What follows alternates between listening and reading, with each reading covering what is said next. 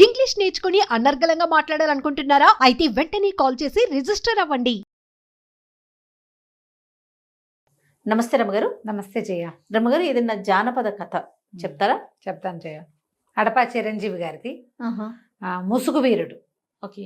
ఈ వీరి పుస్తకాలని classic books వాళ్ళు ప్రింట్ చేశారు. నేను సింపుల్గా కథ చెప్తాను, మీరు ఎలాబరేట్గా కథ చదవదలుచుకుంటే ఫ్లిప్కార్ట్లో బుక్ చేసుకోవచ్చు. క్లాసిక్ బుక్స్ కోసం ట్రై చేస్తే అక్కడ కూడా మీకు ఇది దొరుకుతుంది, వారి పుస్తకాలు దొరుకుతాయి. ఇది మరి చాలా పెద్ద కథ ఏం కాదు, ఒక్క ఎపిసోడ్లోనే చెప్పేసుకోవచ్చు. ముసుగు వీరుడు. ఓకే. మాళవ రాజ్యానికి రాజు నాగభూపతి అని రాజుగారు. ఆయనకు ఒక కూతురు కూడా ఉంది. అయితే ఈయన ఏంటంటే కొంచెం గట్టివాడు రాజు. కప్పం ఎప్పటికప్పుడు వసూలు అయిపోవాలి. ఊళ్ళో క్షామం ఉంది, వానలు పడ్డాయి, దేశంలో అతి వానలు కురిసి పంటంతా నానిపోయింది. వాళ్ళు ఎక్కడి నుంచి ఇస్తారు? అయినా సరే గట్టిగా వసూలు చేసేస్తాడు. వినడు మాట. ఈయనకి దేవశర్మ అని ఒక మంత్రి ఉన్నాడు. ఈ మంత్రి సలహా చెప్పినా కూడా ఆయన ఏనాడు వినేవాడు కాదు. బాగా ఖజానా నింపేసుకునే గోలన్నమాట.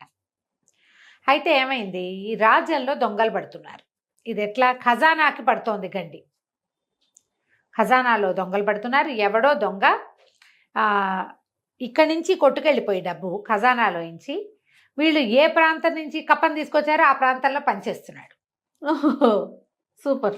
అయితే మంచి దొంగ. ఈ దొంగ ఇలా దొంగతనం జరుగుతుంది, ఎప్పుడు జరగలేదు, ఇలా కొత్తగా జరుగుతుంది. కాకపోతే ఇతను మంచి దొంగ. ఇతని పేరు ఏంటంటే అగ్నిముఖుడు అనే పేరున్న. అగ్నిముఖుడు వాడి పేరు అవునో కాదో వీళ్ళకి తెలీదు, కానీ వీళ్ళు అలా పెట్టేసుకున్నారు ప్రజలు పేరు. అగ్నిముఖుడు అని పేరు పెట్టుకున్నారు. ఇప్పుడు మనం తుఫాన్లు వస్తాయి, తుఫాన్కో పేరు పెట్టట్లా? అదే కదా. అలాగా ఈ వచ్చేవాడు ఏం చేస్తాడు, వాడు సైనికులు వాళ్ళు ఏదైనా వస్తే పొగొచ్చేలాగా చేస్తాడు. ఏవో బాల్స్ విసురుతాడు, అక్కడ పొగ వస్తుంది, వాళ్ళందరూ పడిపోతారు, వీడు పని చేసుకుంటాడు. పొగ దేని నుంచి వస్తుంది? అగ్ని నుంచే కదా. నిప్పులేందే పొగ రాదు కాబట్టి అగ్నిముఖుడు అని పేరు పెట్టుకున్నారు. ఓకే. వీళ్ళు కొన్ని ప్రాంతాల్లో కప్పని తీసుకోవద్దు అని వాళ్ళు అడిగారు, కొన్ని ప్రాంతాల వాళ్ళు. అయినా సరే రాజుగారు కప్పాలు లాగేశాడు అక్కడి నుంచి. డబ్బులు లేకపోతే కుదరదని సైనికుల్ని పంపించి కొట్టించి లాగిచ్చి సామాన్లు అమ్మించి మొత్తానికి ఎట్లా కొట్టా డబ్బులు వసూలు చేసేసారు. ఒకరోజు రాత్రి ఖజానాకి చిల్లుబడింది. అతను వచ్చి ఇది పట్టుకుపోయాడు. కరెక్ట్గా చూస్ చేసి ఆ ఊరి పేరు రాసిందే పట్టుకెళ్ళిపోయాడు. ఓకే. అయితే ఇప్పుడు రాజుగారికి చాలా కోపం వచ్చేసింది. ఏమిటి ఇట్లా ఎందుకు ఎలా జరుగుతుంది? ఇప్పటిదాకా అసలు మనం దేశంలోనే దొంగతనాలు లేవు, ఖజానాలో దొంగతనం ఏమిటి, చిన్నతనం, ఎట్లాగైనా వీడిని పట్టాలి. అప్పుడు వీళ్ళు ఒక ప్లాన్ చేశారు. ఏం చేశారు, ఏ ఊళ్ళ నుంచి ఇంకా కప్పాలు రావాలి లెక్క పెట్టారు. ఒక ధవళగిరి, కాంతిగిరి, ఒక 6 ఊళ్ళు. సరే, ధవళగిరి నుంచి బలవంతంగా పట్టుకొచ్చేసేయండి, చూద్దాం వీడేం చేస్తాడు. ఒక ఊరు నుంచి తీసుకొచ్చి పెట్టారు. తీసుకొచ్చి పెడితే ఒక దొంగ, వీళ్ళు చూశారు, అతనికి కాపలా చాలా టైట్ చేశారు. నిండుగా టైట్గా ఉన్న నల్లటి బట్టలు బలిష్ఠుడైన ఒక యువకుడు ఎవరో గుర్రం మీద వచ్చాడు. గుర్రాన్ని పక్కకి తోలేశాడు, దాని దారిన దాక్కుంది. తన లోపలికి వెళ్తున్నాడు. ఆ ఖజానాకి వెళ్ళే అన్ని మార్గాలు అతనికి తెలుసు. కొంతమంది సైనికుల మీద పడి పట్టుకోబోయారు. ఇతనేవో అగ్నిలోకి గాల్లోకి గోళీ లాంటివి విసిరాడు, పొగొచ్చేసింది. దాంతో అందరూ స్పృహ తప్పి పడిపోయారు. లోపలికి వెళ్ళేసి తీసేశాడు ఖజానా. లోపలికి వెళ్ళిపోయాడు. ధవళగిరి డబ్బులు తీసేశాడు. ధవళగిరిలోనే మొత్తం పనిచేశాడు. ఓకే. రాజు పిచ్చి కోపం వచ్చింది. మళ్ళీ ప్రయత్నం చేద్దాం అనుకున్నారు. మళ్ళా ఇంకా కొన్ని ఊళ్ళ నుంచి పట్టుకొచ్చారు. ఈసారి అబ్బాయి ఏం చేశాడు, ఈ కుర్రాడు ఒక పురాతనమైన దేవాలయం, ఆ దేవాలయంలో బోలెడు బొమ్మలు అవి కూడా రాస్తారు. కొన్ని బొమ్మలు పైకి కిందకి కదిపితే ఆ అమ్మవారి విగ్రహం వెనకాల ద్వారం తెరుచుకుంటుంది. అది కరెక్ట్గా ఖజానా దగ్గరికి వెళ్ళిపోతుంది. అక్కడికి వెళ్ళిపోతాడు. వెళ్ళిపోయి డబ్బు భుజాన్ని వేసుకుంటాడు. అంటే వీడికి లింక్స్ అన్ని తెలుసు, వాడికి తెలుసు. వాడికి ఎట్లా తెలుసు అనేది ఎవరికీ తెలియదు. పట్టుకొచ్చేస్తాడు. అయితే తిరిగి వస్తుంటే అతను అంతఃపురం వైపు నుంచి వస్తాడు. అంతఃపురంలో రాజకుమారి కూతురు మెలకుగా ఉంటుంది. అమ్మాయి, నువ్వు ఫలానా వాడివైనా దొంగవైనా అని కనుక్కుని నేను నిన్ను చూశాను, నాతో యుద్ధం చేసి గెలిచి వెళ్ళాలి నువ్వు ఇక్కడి నుంచి అని లాఘవంగా కత్తి తీసేసరికల్లా యువరాణి పేరు స్వప్నమాల. ఆ స్వప్నమాల ఇతను యుద్ధం చేస్తారు. ఆ వచ్చిన అగ్నిముఖుడు స్వప్నమాల ఇద్దరు యుద్ధం చేస్తారు. చివరికి స్వప్నమాల కత్తి వదిలిపెట్టేస్తుంది. అతను సంచి డబ్బులు మూట పుచ్చుకుని వెళ్ళిపోతాడు. కాకపోతే ముసుగు తీసేస్తాడు. ముసుగేసుకుని ఉన్నావని ఎక్కిరిస్తుంది. ముసుగు తీసేస్తాడు. ఒకళ్ళనొకళ్ళు చూసుకుంటారు. ఆ అమ్మాయికి 19 ఏళ్ళు ఉంటాయి. అతనికి ఒక 25 ఏళ్ల లోప వయసు ఉంటుంది. 25 ఏళ్ళు కూడా లేవు. ఆ ఏజ్లో ఉన్న వాళ్ళు ఒకళ్ళ సత్తా ఒకళ్ళు చూసేసరికల్లా సహజంగానే ఒకళ్ళ మీద ఒకళ్ళకి ఆసక్తి ఏర్పడుతుంది. వీడు దొంగ, దోపిడీకారుడు, ఇంత చక్కగా ఎలా ఉన్నాడు అనిపిస్తుంది అమ్మాయికి. ఈ అమ్మాయి ఇంత నాజుగ్గా ఉంది, చక్కగా నాజుగ్గా తెల్లగా పింగాణి బొమ్మలే ఉన్న అమ్మాయి ఎంత లాఘవంగా ఇంత బదులైన వాడిని కూడా ఓడించడానికి ప్రయత్నం చేస్తుంది. నా వల్ల కాదని భయపడకుండా ఆ అమ్మాయిలో ఉన్న లాఘవము సౌందర్యము అబ్బాయిని ఆకర్షిస్తాయి. మర్నాడు పొద్దున రాజు ఆశ్చర్యపోతాడు, ఎంత ప్రమాదం అమ్మా, ఎట్లా చేసావు ఈ పని నువ్వు అంటే, ఎవరు చూశారు నేను యుద్ధం చేయటం అంటూ. కొంతమంది సైనికులు చూశారు, వాళ్ళ యుద్ధం జరుగుతున్న ఈ కత్తి యుద్ధం ద్వంద్వ యుద్ధం జరుగుతుంటే బెదిరి భయపడి మీ దగ్గరికి రాకుండా ఆగారు. 5-6 సైనికులు నిలబడి చూశారు మీ ఇద్దరు యుద్ధం చేయటం. ఎంత ప్రమాదకరమైన పని చేసావు అంటే ఈ అమ్మాయి చెప్పింది, చాలా లాఘం ఉన్నవాడు అతను, చాలా గట్టివాడు యుద్ధంలో, కానీ మొహం చూసినా కూడా చూశానన్న హింట్ మాత్రం ఆ అమ్మాయి ఇవ్వాల. అక్కడి నుంచి వెళ్ళిపోతాడు. ఆ కుర్రాడు కూడా డబ్బులు పుచ్చుకుని వెళ్ళిపోతాడు. ఆ ఊళ్ళల్లో పంచబడుతుంది డబ్బు అంతా. అయితే ఇతను ఒక గుహలో ఉంటాడు, అతని నివాసం. ఆ గుహ దగ్గరికి వెళ్ళేసరికల్లా అతని తండ్రి లేచి వస్తాడు. తండ్రి ఉంటాడు, తండ్రి మెచ్చుకుంటాడు అనమాట కొడుకుని. వీడి పేరు ఏంటంటే విక్రముడు. విక్రమ్, చాలా మంచి పని చేస్తున్నావు, ఇవన్నీ కరెక్ట్గా ఏ ఊరికి అందించాల్సిన డబ్బులు ఆ ఊరికి అందించేసావా అని మాట్లాడుతూ నీకు ఒక రహస్యం చెప్పాలి అని చెప్తాడు. ఏ లక్ష్యంతోటి నేను ఇక్కడ ఇంత చీకట్లో ఈ రకంగా నివసిస్తున్నానో ఆ లక్ష్యాన్ని నువ్వు తప్పకుండా నెరవేర్చగలవు నాయన. రుద్రసేనుడు ఆయన పేరు, ఈ విక్రమ్ వాళ్ళ నాన్న పేరు అని చెప్తే, ఏమిటి రహస్యం ఏంటంటే, పూర్వం ఈ మాళవ రాజ్యానికి జయభూపతి అని ఒక రాజుగారు. ఓకే. పూర్వం ఈ మాళవ రాజ్యానికి చంద్రశేఖరుడు అనే ప్రభు ఉండేవాడు. నేను ఆయనకి అంగరక్షకుడిగా పనిచేసేవాడిని. ఆయనకు ఒక కుమారుడు ఉన్నాడు, కీర్తివర్మని. నీకంటే ఒక 4 సంవత్సరాలు పెద్దవాడు. మహారాణి నిండు గర్భవతిగా ఉన్నప్పుడు ఈ నాగభూపతి, ఇప్పుడు రాజుగా ఉన్న ఆయన దగ్గర సర్వసైన్యాధ్యక్షుడు. ఓహో. ఎలాగైనా రాజుని పడగొట్టి రాజ్యాన్ని చేజెక్కించుకోవాలని ప్రయత్నం చేసి ఒక కల్లోలాన్ని సృష్టించి ఆయన మీదకి ఉసుకొల్పాడు కొంతమందిని. ఈ సందట్లో రాజుగారు మరణించాడు. రాజుని, రాజకుమారుణ్ణి ఇద్దరిని సంహరించేందుకు ప్రయత్నం జరిగింది. ప్రయత్నంలో రాజుగారు మరణించాడు, రాకుమారుడు తప్పించుకున్నాడు. ఈ అబ్బాయి, ఇతనికి ఒక 4-5 సంవత్సరాల వయసు, ఆ అబ్బాయికి 8-9 సంవత్సరాల వయసు. నా కీర్తివర్మ 4 ఏళ్ళు పెద్దవాడు నీకంటే. యువరాణి మహారాణి కూడా గర్భాలసతోటి పారిపోయింది. ఆమె కని మరణించింది. ఆ శిశువుని ఒక చెలికత్తకి, ఒక పరిచారికకి అప్పచెప్పింది. నేను రాజుగారి వెంబడబడి ఈ సైనికులు వస్తుంటే ఆయన వెనకాల పడి నేను వెళ్ళాను. ఆయన మరణించి నా కొడుకుని రక్షించు, కూతురు సంతానం ఎవరు పుడతారో వాళ్ళని రక్షించు, రాజ్యం జాగ్రత్త అని నాకు అప్పచెప్పి ఆయన మరణించాడు. నేను తిరిగి వచ్చే లోపల మీ అమ్మని చంపేసి నిన్ను కూడా చంపడానికి ప్రయత్నం చేశారు. ఇన్ని జరిగిపోయినాయి అన్నమాట. రాజుకి బాగా సన్నిహితుడైన రుద్రసేనుడి తాలూకు భార్యని పిల్లాన్ని కూడా చేసేశారు. అయితే ఇప్పుడు మంత్రిగా ఉన్న ఈయనే ఏదో వారి శర్మ, ఏం శర్మ ఆయన పేరు, దేవశర్మ గారు. ఆయన ఏం చేశాడంటే, మీ అమ్మ చనిపోయినా నిన్ను తప్పించి దాచిపెట్టాడు. మంచి ఆయన. నేను తిరిగి వచ్చాక పిల్లవాడిని నిన్ను నాకు అప్పచెప్పాడు. నేనేమో ఈ కీర్తివర్మని తప్పించాను. ఈ తప్పించిన కీర్తివర్మని రత్నాల వ్యాపారి, నాకు పురాతన స్నేహితుడైన ఒక ఆయన దగ్గర పిల్లవాడిని అప్పచెప్పారు. రాచ విద్యలు నేర్చుకుంటూ ఆయన దగ్గర పెరుగుతున్నాడు, ఆయన దగ్గరే ఉన్నాడు. అయితే కుర్రాడు అడిగాడు, యువరాణి, మరి మహారాణి ప్రసవించింది కదా, ఏం శిశువు కలిగిందంటే ఆడ శిశువే కలిగింది, మరి అమ్మాయి ఎక్కడుంది అన్నాడు. ఎక్కడో ఉంది, అది రహస్యం, ఇప్పుడు నేను నీకు చెప్పను అన్నాడు. శిశువు ఉంది, నీకు చెప్పను, కీర్తివర్మను మాత్రం మనం కలుద్దాం. అక్కడి నుంచి కొద్ది రోజులకి ఇలాగే హడావిడిగా నడుస్తూనే ఉంది. వాళ్ళు కప్పాలు వసూలు చేస్తున్నారు, ఈ అబ్బాయి ఏమో వెళ్ళి వాటి పట్టుకొచ్చేస్తున్నాడు. ఏ రకంగా అయినా సరే తప్పించేసుకుంటాడు, దొరకడు. వాడికి వచ్చిన విద్యలు అన్నీ, అదేదో మంత్ర విద్య వచ్చు, కనపడినట్టే కనపడతాడు, మాయమైపోతాడు. ఓకే. ఇలాగే చెప్పుకుంటున్నారు. సరే, కీర్తివర్మ, వజ్రాల వ్యాపారి ఈయన స్నేహితుడు, తర్వాత రుద్రసేనుడు, విక్రముడు నలుగురు కలిసి కూర్చుని మాట్లాడుకుని మన రాజ్యాన్ని మనం వెనక్కి తీసుకోవటం ఎట్లా. కీర్తిసేనుడు అన్నాడు, నేను ఎప్పుడే నాగభూపతిని సంహరిస్తానంటే అదంత సులువు కాదు. నిదానంగా, ఇప్పుడు మన ఎంతమంది ఉన్నారో ప్రజల్లో, మన వైపు ఎంతమంది ఉన్నారు, పాత రాజు మీద ఆకాంక్ష ఉన్నవాళ్ళు, యువరాజు బతికే ఉన్నాడా లేడా అని దిగులు పడేవాళ్ళు, చాలా ఉంటుంది. ఉంటారు ఖచ్చితంగా. ఉంటారు. ఉంటారు. పాత రాజుకి ఆంతరంగికులు ఉంటారు, విశ్వాసపాత్రులు ఉంటారు, నమ్మకస్తులు ఉంటారు బొళ్ళత మంది.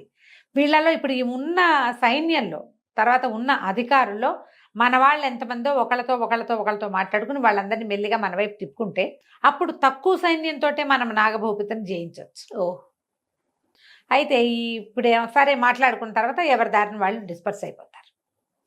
ఈ విక్రముడు, ఈ అగ్నిముఖుడు పేరున్న విక్రముడు అప్పుడప్పుడు అంతఃపురంలోకి వెళ్ళొస్తూనే ఉన్నాడు యువరాణి కోసం. వీళ్ళిద్దరు కలుసుకోవడం, కబుర్లు చెప్పుకోవడం వచ్చేసింది బాగా. అయితే ఒక గూఢచారి ఒకడు చూసి యువరాణి ఈ అబ్బాయి కలుసుకుంటున్నారు అనే సంగతి రాజుకు అప్పచెప్పేశారు. రాజుకు అప్పచెప్పి యువరాణి కోసం వచ్చినప్పుడే ఏదన్నా గట్టిగా పట్టేసుకుందాం అనుకున్నారు, పట్టుకోవాలనుకున్నారు. వీళ్ళ ప్లాన్ కూడా దానికి తగినట్టుగానే ఉంది. సరే కొద్ది రోజులు గడిచేశారు కల్లా ఒకనాటి రాత్రి యువరాణిని కలవడానికి ఇతను వస్తే అంతఃపురం 4 పక్కల బంధించేసి ఏ పక్క నుంచి పోతుటే కూడా బయటికి వెళ్ళనివ్వకుండా చేసేసి పట్టేశారు. పట్టేసి రాజ్యసభకి తీసుకొచ్చారు. రాజ్యసభకి తీసుకొస్తే సరే సభలో నుంచోబెట్టారు. మరణశిక్ష వేస్తానంటాడు అతను. రాజు తల్లి బతిమలాడుతుంది కూతురు, నేను ప్రేమిస్తున్నాను ఇతన్ని, దొంగతనం చేశాడు కానీ సొంతానికి వాడుకోలేదు, ఎక్కడికక్కడ పంచిపెట్టాడు, నువ్వే ఎందుకు ఆ పని చేయలేదు, ప్రజలకు ఇబ్బందులు, నువ్వెందుకు కప్ప వదిలిపెట్లా, అదంతా రాజకీయం, నువ్వు మాట్లాడద్దంటాడు తండ్రి. రాజకీయం పనికి ఒక పద్ధతి ఉంటుంది, మా పద్ధతి ప్రకారం మేము చేస్తానికి నువ్వు చెప్పొద్దంటాడు. ఈ పిల్ల బతిమలాడుకుంటుంది, తల్లిని తెగ బతిమలాడినా తల్లి ఏమీ చెప్పలేకపోతుంది. మరణశిక్ష ఖరారు. సరే మరణశిక్ష వేస్తామన్నారు. అన్నాక ఇతని మధ్యలో నుంచోబెట్టేశారు కల్లా ఒక రకమైన టెన్స్ డెవలప్ అయింది. ఈ అగ్నిముఖుడి మీద రాజకుమార్తెతోటి కలుస్తున్నాడు, చేస్తున్నాడు అనేది ఒక చెడ్డ పేరుంది. కానీ వీడికి ఎంత మంచి పేరుంది ప్రజల్లో, అందరికి కొంతకాలంగా వాడు ప్రతి ఊళ్ళోనూ ఆరాధ్య దైవంగా ఉన్నాడు అతను. అంతే, ప్రతి ఊళ్ళోనూ ఈ కప్పం కట్టలేక బాధపడే ప్రతి వాడికి వీడే కల్పవృక్షం. అంతే. ఎవరికి సంతోషంగా ఉంటుంది? యువరాణి అంతఃపురంలోకి జ్వరపడ్డాడు అనగానే ఒక టెంపర్, మన ఆడపిల్లల మీదకి వచ్చారంటే ఒక కోపం రావాలి సహజంగా. ఇక్కడ అట్లా రావటల్లా, అందరికి ఒక సాఫ్ట్ కార్నర్, ఒక సాఫ్ట్ కార్నరే ఉంటుంది ప్రతి వాళ్ళకి. కొంతమంది అతని పక్షం వహించుతున్నారు కానీ ఇక్కడ ఏం అవటం లేదు. దాంతో రాజేమన్నాడు, గట్టిగా ఘోషణ చేశాడు, నువ్వు నా డబ్బుని నువ్వు పంచిపెట్టి నీ డబ్బు ఎట్లా అవుతుంది అంటాడు ఈ అబ్బాయి. శిస్తు కదా, శిస్తు అది. నీ అంతటి నువ్వు వదిలిపెట్టవలసిన డబ్బు నువ్వు వదలకుండా తీసుకొచ్చావు. నువ్వు డబ్బంతా లోపల దాచుకుంటే నువ్వు ఇంకా రాజ్యం చేసేదేమిటి? అది నువ్వు సంపాదించింది కాదు, వాళ్ళు కష్టపడింది. డబ్బును అందుకు పంచిపెట్టాను, అయినా నువ్వు నాకు శిక్ష వేసేదేం లేదు, నన్ను ఎవరు పట్టుకోలేదు, నేనే పట్టుపడ్డాను అనేసరికి రాజు ఆశ్చర్యపడ్డాడు. నువ్వు పట్టుపడ్డం ఏంటి? మేము ఇంత ప్రయత్నం చేస్తాను, ఏమీ ప్రయత్నం చేయలేదు, మీ ప్రయత్నం అంతా నేను చేయించింది, నేను ఒప్పుకున్నాను కాబట్టి అని ఈ గొలుసులు వేసి పట్టుకున్నారు. ఆ గొలుసులు చేతపుచ్చుకుని దగ్గరికి లాగితే గట్టిగా లాగేశాడు. అటు ఇటు నిలబడిన సైనికులు ఒకళ్ళకొకళ్ళు గుద్దుకుని గొలుసులు వదిలిపోయినాయి. అయ్యో, ఆ కింద పడిపోయిన సైనికులు పైకి లేచేసరికల్లా ఒక 5-6 సైనికులు వాళ్ళ కత్తులు అడ్డం పెట్టేశారు. రాజుకు అర్థం కాల, మన సైనికులకి కత్తులు చూపిస్తున్నారేమిటి?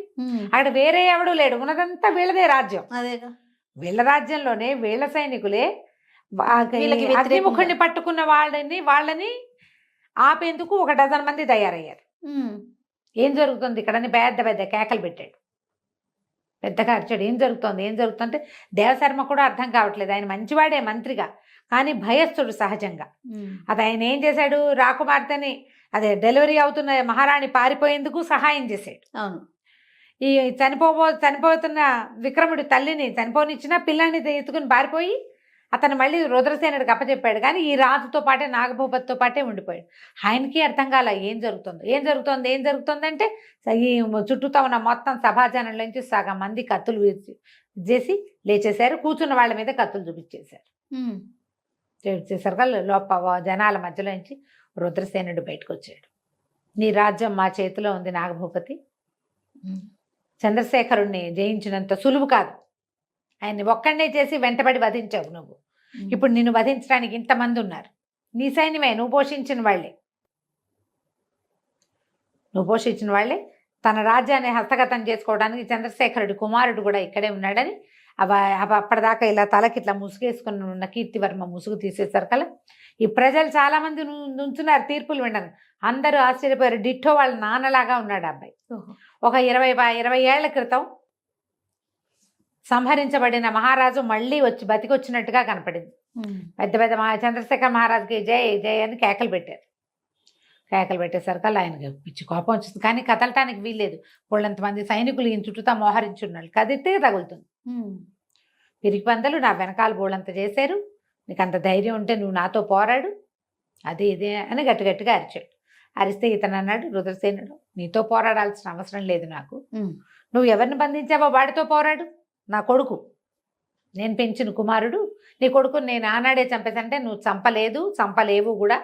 ఆ రోజే నా కొడుకుని నేను తేజికిచ్చుకున్నాను. నా దగ్గరకు వచ్చేసాడు. యువరాజు కీర్తివర్మని నేను రక్షించి కాపాడి పెంచాను. వీళ్ళిద్దరు ఉన్నారు, నువ్వు వీడితో యుద్ధం చేయి చాలు అనేసరికల్ చేరో కత్తి పుచ్చుకున్నారు. చేశారు. యుద్ధం చేశారు. యుద్ధం చేస్తే బాగా గట్టి దెబ్బ తగిలి రాజు కాస్త పడిపోయాడు. అప్పుడు ఈయన చెప్పాడు రుద్రసేనుడు, నీకు ఇంకొక ప్రత్యేకమైన విషయం చెప్తాను. మహారాణి ప్రసవిస్తే మరణించింది. మహారాణికి పుట్టిన కుమార్తె యువరాణి స్వప్నమాలగా నీ దగ్గరుంది. ఓహో. ఆ స్వప్నమాల నీ కూతురు కాదు, నీ భార్య అప్పుడే మగపిల్లవాడిని ప్రసవించి, పిల్లవాడు ఏమనాలి నన్ను స్టిల్ బర్త్ బేబీ, మృత శిశువుని ప్రసవించింది. ఈ ప్రసవం చేసిన మంత్రసాని నా స్నేహితుడి భార్య. మృత శిశువుని పాతిపెట్టి మహారాణి కన్నా స్వప్నమాలని నీ దగ్గరికి చేర్చాం. ఇన్నాళ్ళు నువ్వు ఎవరిని సంహరించావో అతని కూతుర్ని పెంచావు. స్వప్నమాల వలవల ఏడవటం మొదలుపెట్టింది. అమ్మాయి మరి రాజకుమార్తె అన్నయ్య కేసు చూసింది. అన్నయ్య సంతోషంగా చూసినట్టు చెల్లెలు బతికే ఉందని ఈ రహస్యం చెప్పలేదు. స్వప్నమాల యువరాణి అనే విషయం ఆయన ముందు చెప్పలే. అక్కడి నుంచి పరిగెత్తుకొచ్చింది దగ్గరికి. ఈయనేమో నాగభూపతి మరణించాడు కత్తిపోట్లకి. మరణించేసరికి తల్లిని కావలించుకుని ఏడ్చింది. ఇప్పుడు ఏం చేయాలి, ఆయన పెంచిన తండ్రి చాలా ప్రేమగానే పెంచుతారు కదా సొంత పిల్లలు అనుకుని. ప్రజలందరూ జయ జయధ్వానాలు చేశారు. ఈ నాగభూపతికి అంత్యక్రియలు చేసి తర్వాత ఈ ఎవరైతే వజ్రాల వ్యాపారి కీర్తివర్మని పెంచాడో ఆయన కూతుర్ని పెళ్లి చేసుకున్నాడు కీర్తివర్మ. రాజ్యానికి రాజు అయ్యాడు. సర్వసైన్యాధ్యక్షుడు ఈ అగ్నిముఖుడు అని పేరున్న విక్రముణ్ణి సైన్యాధ్యక్షుడిని చేసి యువరాణిని అతనికి ఇచ్చి వివాహం చేశారు. తర్వాత ఈ ముసుగు వీరుడు కొంతకాలం 1-2 ఏళ్ల పాటు ఇక్కడ చిన్నంగా తిరిగి దేశంలో చాలా ఊళ్ళని సంరక్షించాడు. ఆ ఊళ్ళ సంరక్షణ అంతా సజావుగా జరిగేలాగా ఈయనతోటి కలిసి తన తండ్రి మంత్రి సహాయంతో వీళ్ళిద్దరూ సుభిక్షంగా రాజ్యం ఉండేలాగా కాపాడుకున్నారు. కథ కంచికి మనం ఇంటికి. తప్పకుండా. చాలా బాగుందండి. నమస్తే. నమస్తే.